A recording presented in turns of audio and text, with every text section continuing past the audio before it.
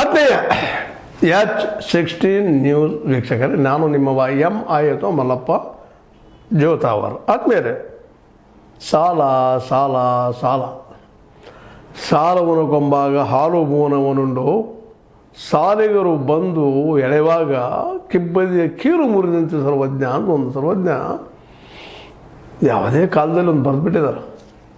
ಈ ಭಾರತದ ಸ್ಥಿತಿನೂ ಹಂಗಾಗ್ಯದ.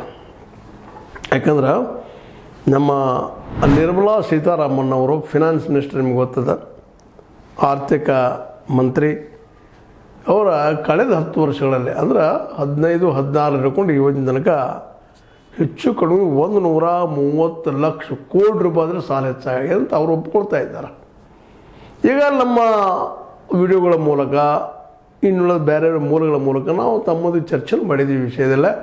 ಇದಿಷ್ಟೇ ಅಲ್ಲೇ ಹೆಚ್ಚದ ಸಾಲ ಅಂತೇಳಿ ಹೆಚ್ಚು ಕಡಿಮೆ 215 ಲಕ್ಷ ಕೋಟಿ ರೂಪಾಯಿ ಸಾಲ ಅಂತೇಳಿ ಒಂದು ಅಂದಾಜು, ಹೆಚ್ಚದ ಕಡೆ ಕಡಿಮೆ ಇಲ್ಲ ಅಂತ. ಈಗ ಇದ್ರ ಪ್ರಕಾರ ಏನಪ್ಪ ಅಂತಂದ್ರೆ ಹೆಚ್ಚು ಕಡಿಮೆ ಒಂದು 200 ಲಕ್ಷ ಕೋಟಿ ರೂಪಾಯಿ ಸಾಲದಪ್ಪ ಅಂದಂಗೆ ಒಂದು ಕೌಂಟ್ ಮಾಡಿದಾಗ 10 ವರ್ಷಗಳಲ್ಲೇ.